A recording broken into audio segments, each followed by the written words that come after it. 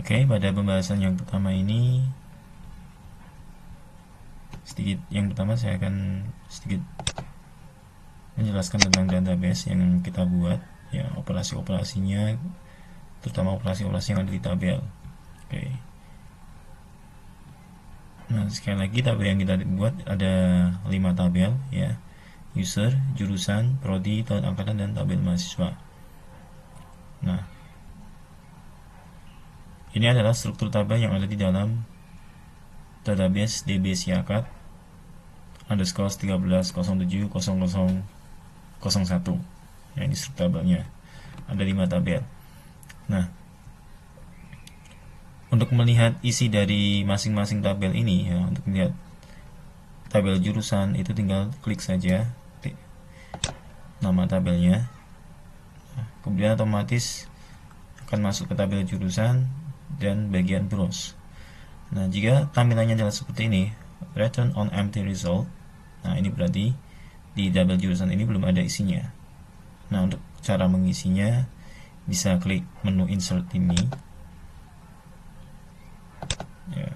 Oke, semisal, nah, untuk menambahkan nilai, ya, input. Jadi ada cara untuk menginputkan melalui database, ya, melalui editor phpMyAdmin. Nah, yang dibutuhkan kita misal 150 dan jurusannya teknik komputer dan informatika. Oke, kalau sudah selesai, go. Nah, ini bisa dikosongi, ya. Nah, kemudian semisal muncul notifikasi seperti ini, please enter no more than 30 karakter. Nah, berarti teknik komputer dan informatika ini lebih dari 30 karakter. Nah, jadi tidak bisa diisi. Oke. Nah, jika seperti ini tidak ada notifikasi tadi, akan klik go. Nah, jika muncul seperti ini, ya, one row inserted, nah berarti value atau nilai tadi kode jurusan 150 kemudian jurusan teknik komputer itu sudah disisipkan atau sudah masuk ke tabel jurusan. Nah, ini adalah, kemudian di sini ada insert, ya, sama, ya, insert into bla bla bla. Nah, ini sintak query SQL-nya.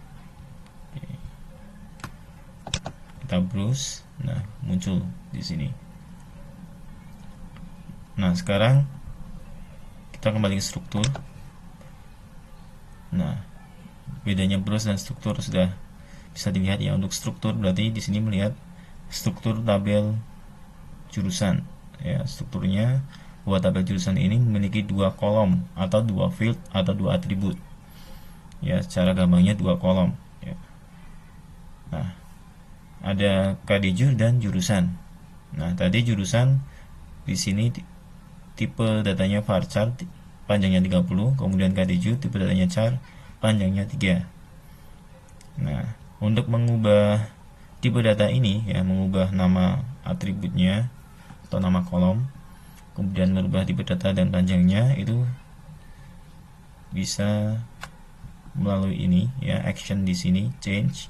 Di sini berarti akan mengubah nama atau tipe data atau panjangnya.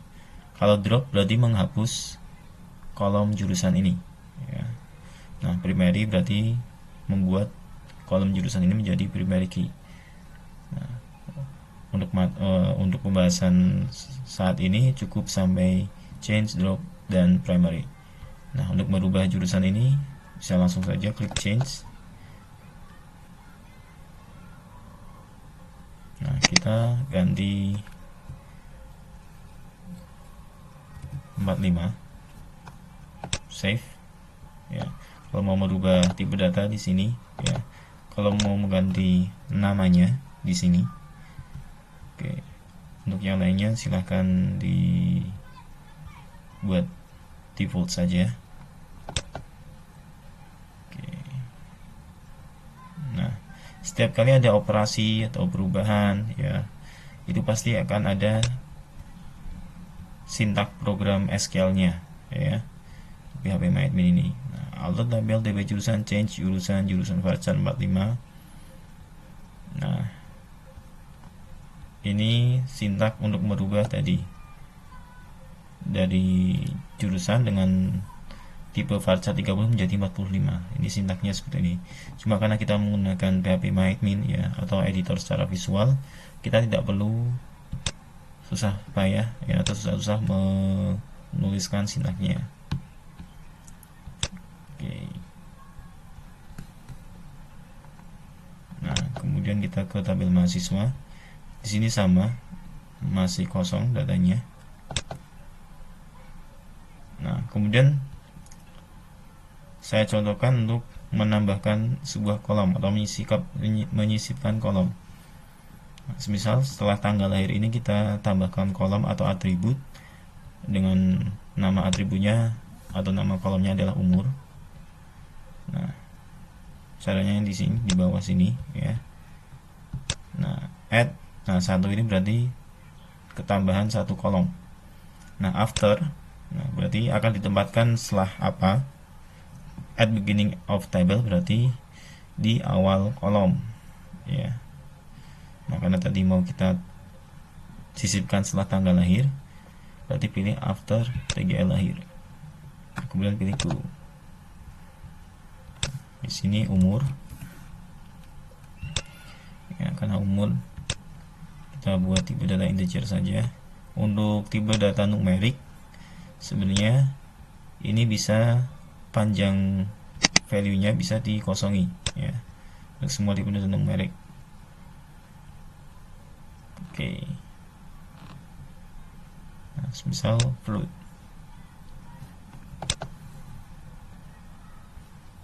Nah, kita lihat strukturnya. Nah, tipe umur, tipe float. Cuma yang jadi catatan di sini, setiap kali kita akan memberikan tipe data, ya, kita sesuaikan dengan kolomnya, ya. Kolom itu akan diisi data apa. Jadi misal di sini umur, ya, umur pasti kita isi dengan numerik. Nah, cuma bagian di sini, ya, float, double, dan real itu data yang dengan koma. Jadi umur tidak mungkin ada komanya.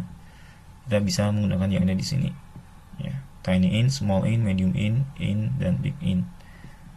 Oke. Kalau integer, ya, itu umumnya, ya. Di sini defaultnya adalah 11, medium int 8, small int defaultnya 6, tiny int 4. Oke. Nah, untuk yang lainnya nanti bisa dicoba sendiri. Kita coba saja integer, kemudian save. Nah, di sini berubah. Nah, untuk menghapus kolom umur ini tinggal di drop saja. Nah, di sini.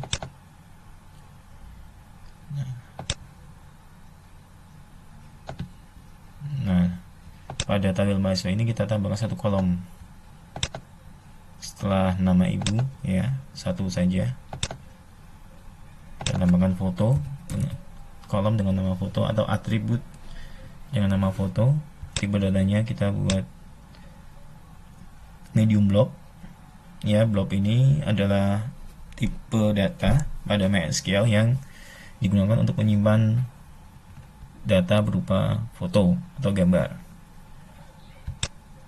Oke, save. Nah, kita lihat di struktur. Oke.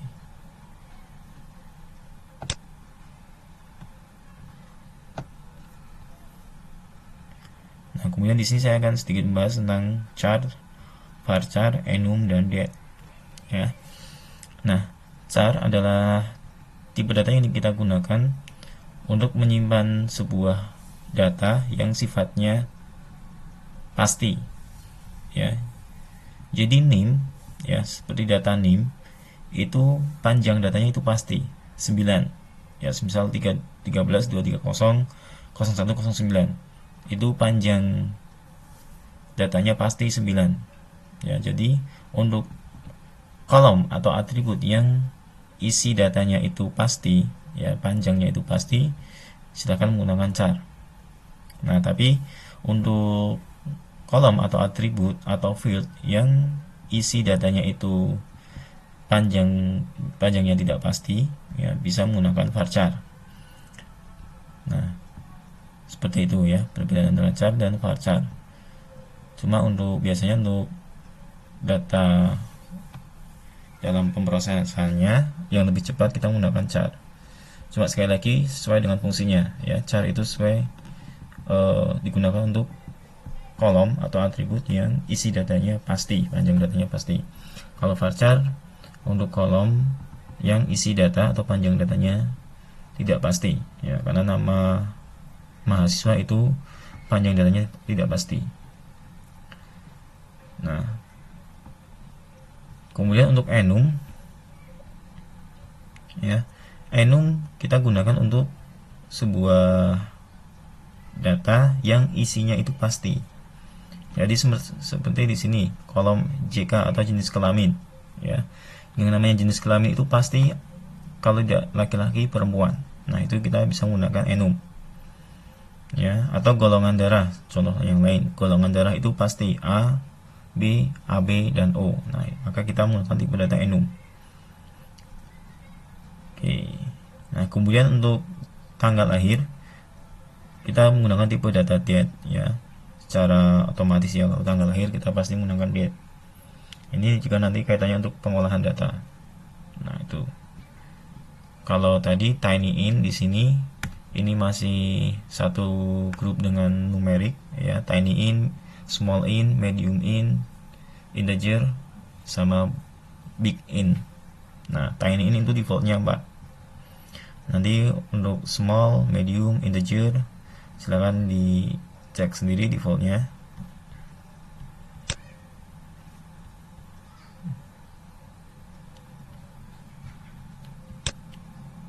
Oke, saya rasa untuk bagian database ini sedikit penjelasan tadi ya, gimana cara menambahkan data. Untuk menambahkan data tadi dengan cara insert ya. Kalau untuk merubah kolom dengan cara change, menghapus kolom, drop, membuat kolom menjadi primary, ini ya, di sini ada. Oke. Nah, kita ke satu lagi, ke tabel jurusan. Nah, strukturnya udah berubah tadi. Nah, setiap data ini kita bisa ubah, kita bisa hapus, dan bisa kita copy juga. Tapi di sini kita cukup tahu caranya mengubah sama menghapusnya. Kalau menghapus di sini ya, klik menu delete ini, icon delete. Kalau untuk merubah isi data ini ya, silahkan klik tombol edit. Nah, di sini kita ubah saja teknik komputer menjadi teknik komputer dan informatika. Kemudian pilih go. Nah, tadi untuk tipe data yang jurusan ketika panjangnya 30 tidak bisa, sekarang kita ubah 45 bisa ya. Nah, di sini berarti prolibun kita ubah saja.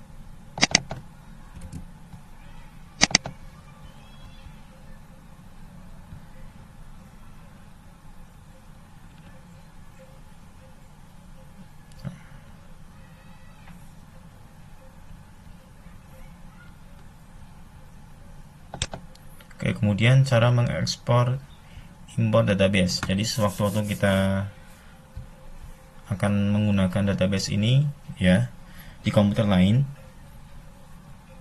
atau membackup database ini karena mungkin komputer PC atau laptop yang kalian gunakan akan diinstal ulang.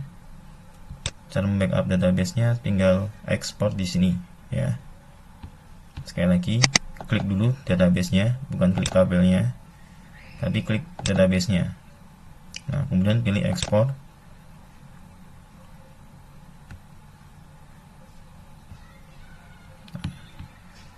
Kita pilih formatnya. Di sini silakan gunakan SQL saja ya. Kemudian go. Nah, kalau muncul dialog seperti ini, klik OK saja.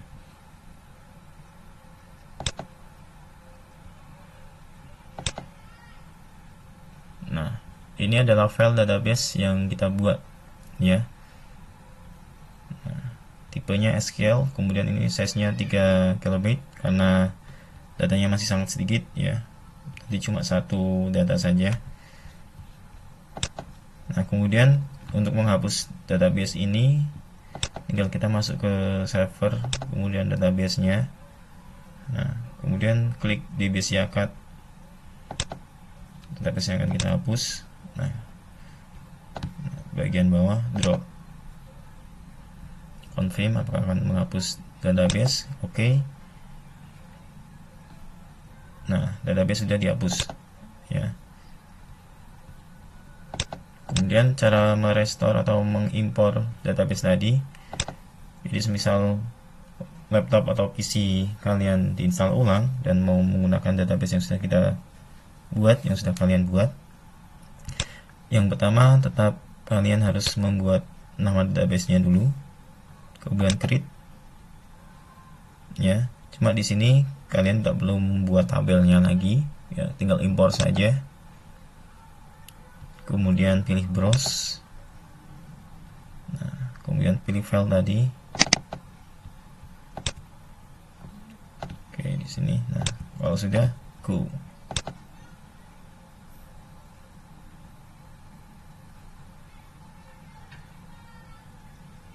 Oke. Nah, itu tadi ya sedikit penjelasan operasi yang ada di database sama operasi yang ada di tabel. Kemudian cara ekspor dan impor database-nya. Untuk ekspor impor tabelnya sama ya. Jika untuk ekspor impor tabel tinggal klik tabelnya, kemudian pilih ekspor ya. Nah, untuk membackup database tadi pilih database, kemudian pilih ekspor. Untuk merestore lagi pilih import. Nah, itu saja untuk penjelasan di bagian yang pertama ini ya, tentang database. Kita lanjut ke bagian UI. Oke, untuk penjelasan selanjutnya ini ya, atau yang kedua, kita akan membahas tentang UI pada project app Siakat versi pertama ini. Nah, sebelum kita membuat form ya, nah secara sederhananya dalam project Java Swing yang kita buat package terlebih dahulu ya. Nah, di sini secara simbolnya saya buat 3 package: form, image, dan tool. Di video sebelumnya sudah saya jelaskan bahwa package form ini berarti berisi file-file Java untuk tampilan form ya. Kemudian image berarti berisi icon maupun gambar yang digunakan untuk mempercantik tampilan form, dan tool di sini berisi file Java yang digunakan untuk membantu operasi pada project app Siakat ini. Oke. Nah, selanjutnya kita masuk ke form. Untuk form pada Java Swing sendiri ada 4 ya. Yang pertama JFrame form. Nah, JFrame form ini biasa kita atau yang sudah kita gunakan untuk pembuatan form menu. Nah, yang kedua adalah General Frame. General Frame ini kita pakai ya untuk menjadi form anak atau subform yang nantinya akan tampil di bagian form menu utama.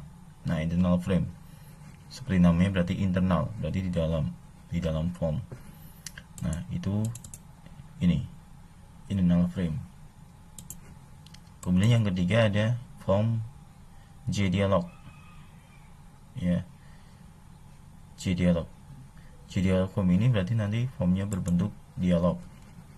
Dalam artian ketika form dialog itu muncul atau aktif, yang bisa dilakukan edit hanya form JDialog tersebut, ya.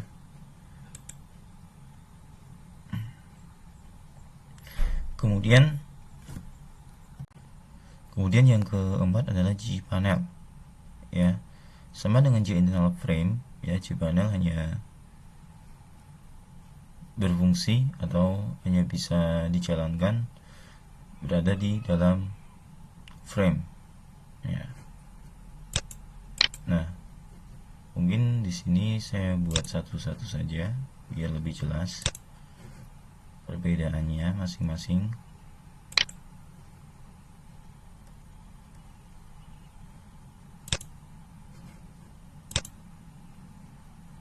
Nah, di sini ketika saya buat JDialog, JPanel, JInternal frame dan JFrame, ya, ada icon hijau di sini, ya. Ini berarti form JDialog dan form JFrame dia memiliki default main class, atau dalam artian JFrame dan JDialog itu bisa di individu, bisa dieksekusi secara langsung. Nah, seperti ini. Jadi tinggal diklik kanan run file, itu form JDialog atau form JFrame itu bisa dieksekusi langsung. Nah, ini form JDialog.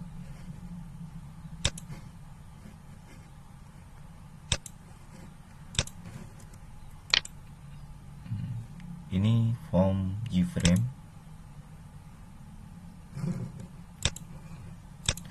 Kemudian ini form internal frame. Nah, tidak bisa, ya. Oke, JPanel juga tidak bisa. Jadi yang bisa dieksekusi secara langsung itu JFrame dan JDialog. Nah, kemudian untuk menjalankan satu project ini, ya, kalian bisa mengklik icon ini, run project, atau bagian menu run ini, run project. Nah, biasanya ketika project Java Swing ini baru dibuat, ya, terutama menggunakan NetBeans IDE, ketika pertama kali dijalankan menggunakan run project, biasanya akan muncul dialog ini, ya. Nah, di sini kalian disuruh memilih form mana yang akan pertama kali dijalankan atau kelas mana yang pertama kali dijalankan. Nah, kan di sini hanya muncul dua karena tadi pada package form hanya ada JFrame dan JDialog. Satu JFrame dan satu JDialog. Nah, di sini silakan pilih OK untuk FR menu. Nah, maka akan run tampil form menu yang sudah kita buat. Nah, ketika form menu ini kita jalankan, ya, tampilan defaultnya ada di bagian pojok atas kiri, ya, kiri pojok atas. Nah, sebenarnya ini bisa dibuat langsung di tengah ataupun langsung maximize. Itu nanti ada code-nya, tapi belum kita bahas, ya. Nanti pada praktikum kedua akan kita bahas. Nah, ya, jadi itu, ya, perbedaan antara JFrame, JDialog, dan JInternal frame. Nah, kita hapus saja JPanel dan JDialognya, tinggal klik kanan dan delete.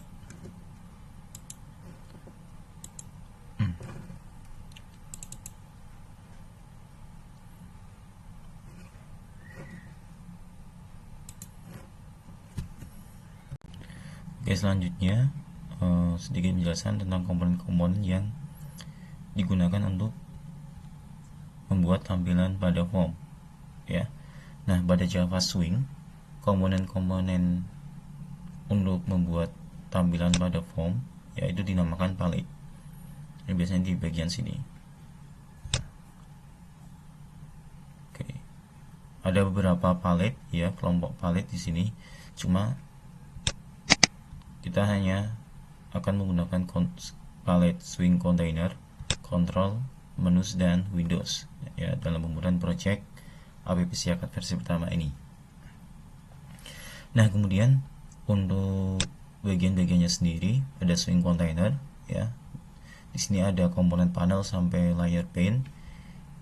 Ya, swing container ini biasanya digunakan untuk mengatur layout pada form ya.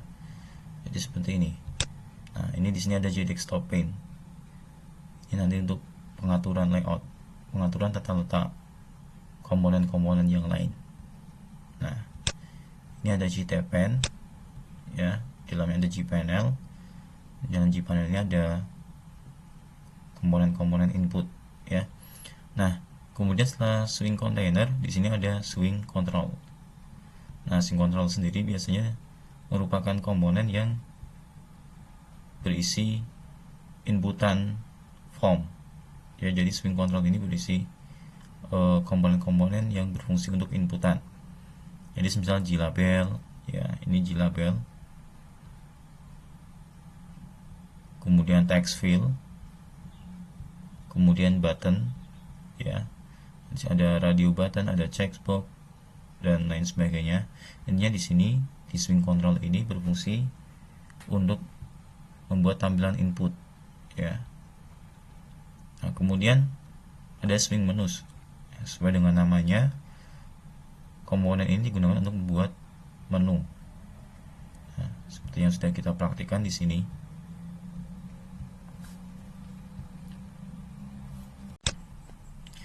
Nah, pada video sebelumnya dalam pembuatan menu, di sini kita tinggal klik kanan add from palette ya. Sebenarnya selain menggunakan ini, kita juga bisa menggunakan drag and drop dari sini. Nah, cuma menurut saya penggunaan drag and drop dalam pembuatan menu itu terlalu lama ya. Lebih mudah add from palette seperti ini.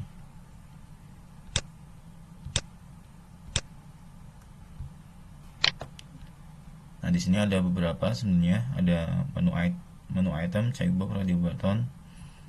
Nah, di sana nanti bisa dicoba sendiri. Kalau checkbox, otomatis menunya nanti berbentuk checkbox, radio button, menunya berbentuk radio button.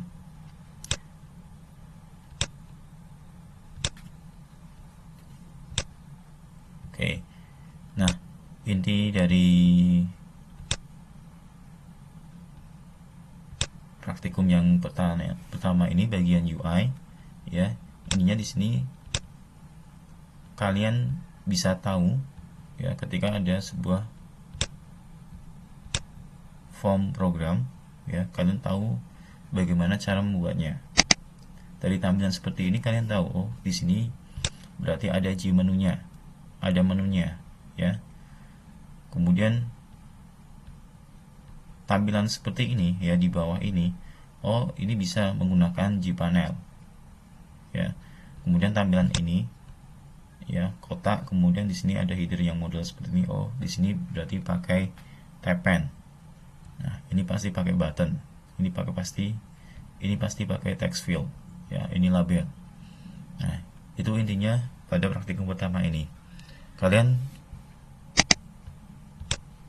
tahu komponen-komponen yang digunakan dalam pembuatan sebuah form ya. Dari tampilan ini saja kalian sudah tahu gimana cara membuatnya. Itu inti dari praktikum yang pertama. Nah, kemudian kenapa sebuah UI itu harus bagus atau user friendly ya, tampilannya harus dalam artian enak dilihat atau mudah dilihat ya. Alasannya karena program yang akan kita buat ya, itu nantinya yang menggunakan adalah orang lain ya, atau istilahnya end user, user terakhir. Nah, otomatis jika program yang kita buat itu tampilannya menarik, itu akan memudahkan orang lain dalam menggunakannya ya, atau lebih nyaman dalam penggunaannya.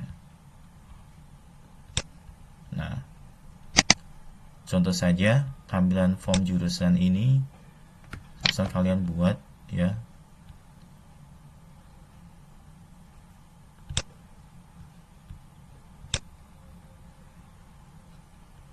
kalian membuat form sama, form jurusan dengan model seperti ini.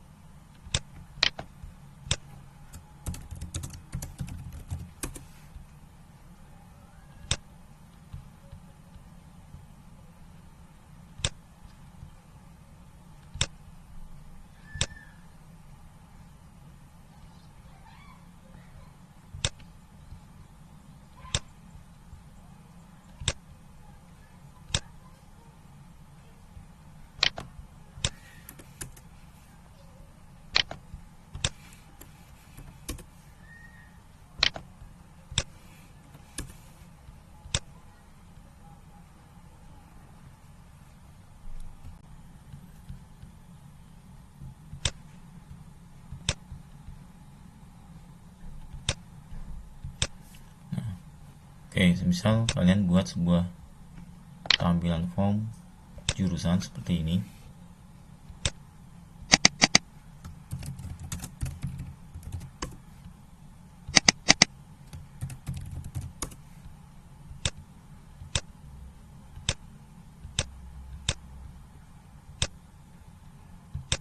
Nah, tampilan form jurusan kalian buat seperti ini. Otomatis user pun ya pasti lebih suka melihat tampilan form jurusan yang model seperti ini ya. Oke, tampilan di sini kurang menarik ya. Otomatis ketika program dengan tampilan yang kurang menarik ya, kurang user friendly, end user atau pengguna terakhir akan kurang nyaman dalam penggunaan program yang sudah kita buat. Nah, di sini juga bisa dilihat ya, kurang rapi. Kemudian di sini terlalu banyak button ya, tambah, simpan, ubah, batal dan hapus. Oke, kemudian di sini ada tabel, cuma hanya polos seperti ini. Nah, berbeda dengan form jurusan yang model seperti ini. Oke, ya di sini buttonnya cuma 3. Tidak perlu banyak-banyak sebenarnya. Kemudian di tabel pun jangan dibuat polos ya. Dari tabel pun sudah ada keterangan tabelnya. Di sini ada keterangan tabel data jurusan. Kemudian klik 2 kali untuk mengubah atau menghapus data. Nah, kemudian di bawah ini ada record ya, untuk menampilkan jumlah baris pada form. Oke. Kita hapus saja.